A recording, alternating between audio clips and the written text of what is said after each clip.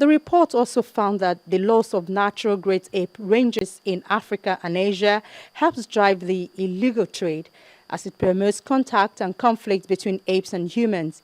What we've done as human beings is take away everything that elephant or those elephants or these chimpanzees or gorillas need to survive. They're in a full panic mode and they're trying to survive, and you become, for human-wildlife conflict comes into play. It's not that the elephant changed. It didn't become any different. It's not a rogue now because something in its chemistry or DNA suddenly changed. It has nowhere to go, and it wants to reclaim some kind of land to live on. It's the same issue we had with chimpanzees and human beings in Uganda. We have it with countless other places where great apes and human beings, the rub is too close now. But I would ask as journalists that you dig a little deeper and not fall back on the easy explanation of it's gone rogue, it's gone crazy, it's a menace, it's a man-eater, it's a man-killer. It doesn't work that way. There's nothing at all in the DNA of a chimpanzee or gorilla that makes them want to fight with a human being. In fact, they would do everything they could to avoid coming into contact with human beings. But we take away their natural habitat and push further and further into their areas of safety, and eventually that conflict is going to come. And when I talked before about the number of great apes that are illegally traded, one of the biggest issues is if you see a chimpanzee, a live chimpanzee being illegally traded or being sold or smuggled, that chimpanzee probably represents at least 10 that were killed in the forest to get that one. You cannot walk into a forest and pick up a baby chimpanzee. It doesn't happen that way. And chimpanzees live in large social groups and they fight back. They do not want to be threatened. So quite often that simple baby represents 10 dead ones to get a baby into the illegal trade chain. And there are numbers that vary for orangutans and bonobos and gorillas, but it can be that large. So when somebody is counting up ivory tusks, for instance, and you see there's an ivory bust in Kuala Lumpur and there's 100 tusks, all you need to do is divide by 2 and you say, okay, 50 elephants died. And that's sad. When you look at a chimpanzee, you need to say right away, I'm looking at 10 dead chimpanzees for that one. Great ape habitat is being lost at the rate of 2 to 5% annually. By 2030, less than 10% of the current range will remain on current trends.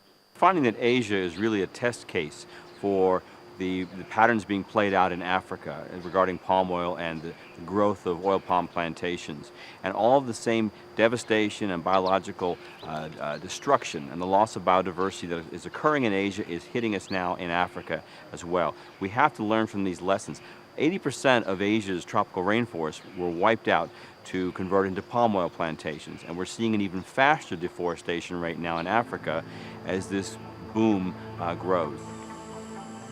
The Cross River gorilla, with fewer than 300 individuals estimated to exist in the wild, and just a single identified member in captivity, is the most endangered of the gorilla subspecies, and is listed by the International Union for Conservation of Nature as critically endangered. This is the highest ranking for species that remain in the wild, and means that the population has decreased or will decrease by 80% within 3 generations. What you've seen here is the worst form of deforestation, clear felling for agriculture, as you can just see. And oftentimes we've been saying that the greatest destroyer of the forest is actually agriculture, our system of farming. They are clearing this place to plant crops. And just imagine destroying the tropical high forest just to plant a few trees, or like banana and what have you. So this banana and things like cocoa are substantially the greatest destroyer of our forest. So if we can come up with strategies and policies to address that aspect of it, will substantially save our rainforest. Definitely it's a great drawback.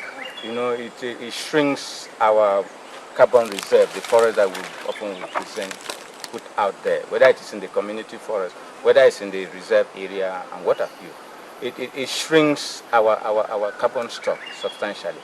But we think that we can still address this problem by introducing eco-agriculture, and where people will farm in environment-friendly manner. They don't need to cut down the pristine forest. we have bush, we have other places like secondary forest, we can restrict our farming activities in that area.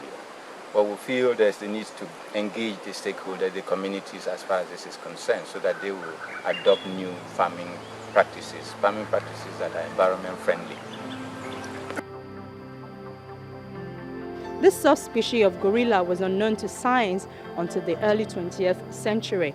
Only found in a few forest patches in Nigeria and Cameroon, this western gorilla subspecies is the world's rarest great ape. It is a subspecies of the western gorilla.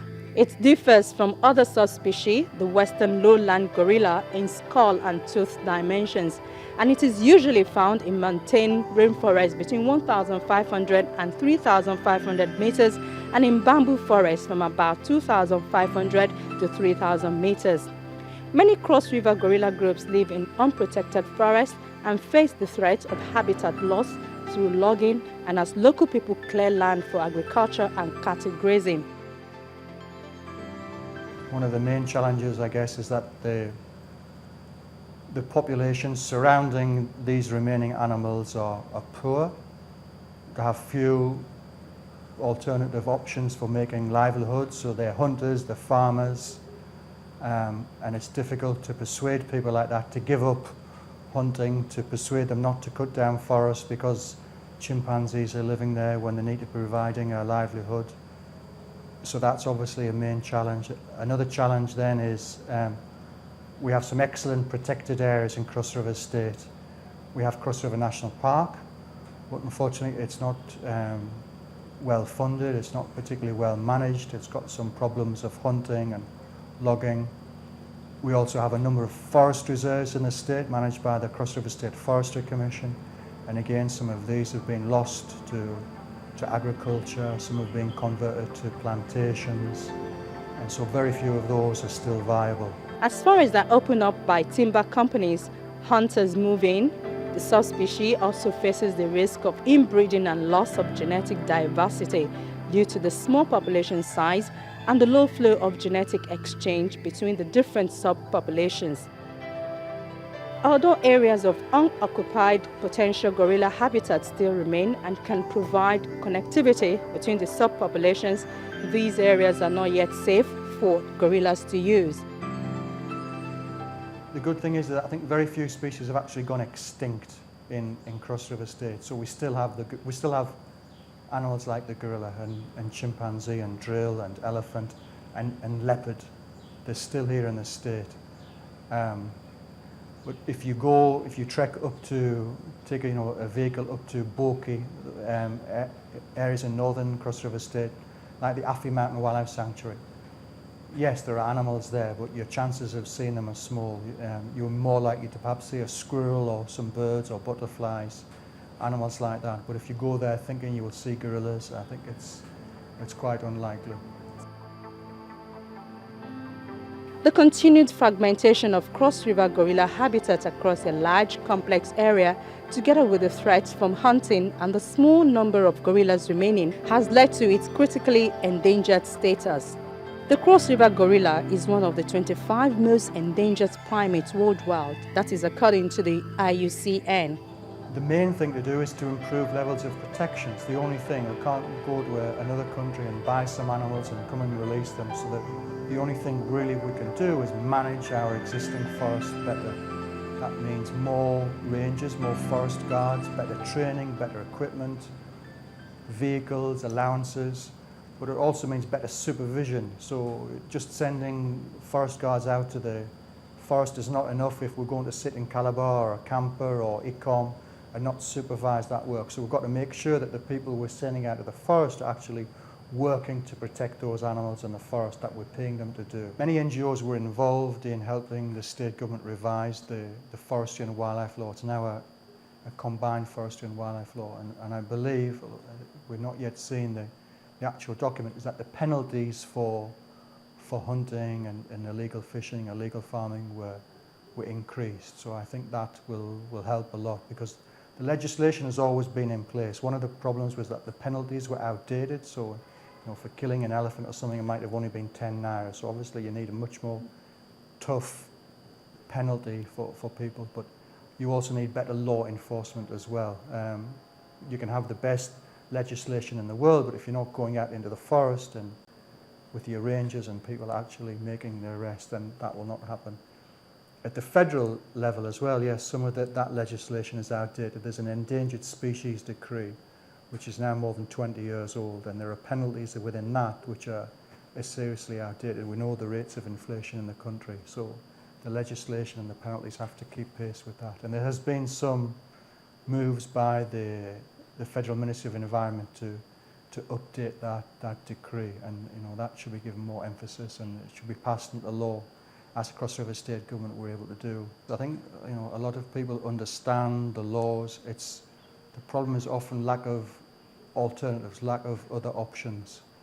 A lot of the work that WCS has been doing is with education, so working in villages and in schools surrounding some of these key national parks or forest reserves or wildlife sanctuaries, working with children in schools to set up conservation clubs, just to generate some local pride and awareness and responsibility for local wildlife that actually belongs to local people. We also have had a radio program to try and generate awareness and improve levels of understanding. But we've also tried targeting specific hunters in the village. Normally if you go to a village, it's not everybody that's hunting. There's usually one or two guys that are specialised, that are unwilling to give up what they've been doing for years. So we've tried targeting those individual hunters, talking to them and giving them some training.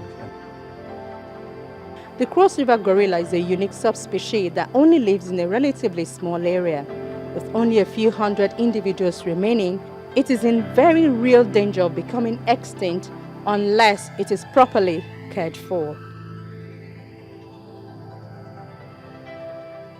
Climate change linked with the burning of fossil fuels is already impacting many animals and plants, and in myriads of ways. This could spell decline and even extinction for some, without an urgent transition of our economies and our lifestyles toward a low-carbon economy. Well, that's our program. Thank you for watching. But we will be back next week. Should you have a comment or question, you can reach us by writing to Earthfile@channelstv.com. From all of us here, it's bye for now.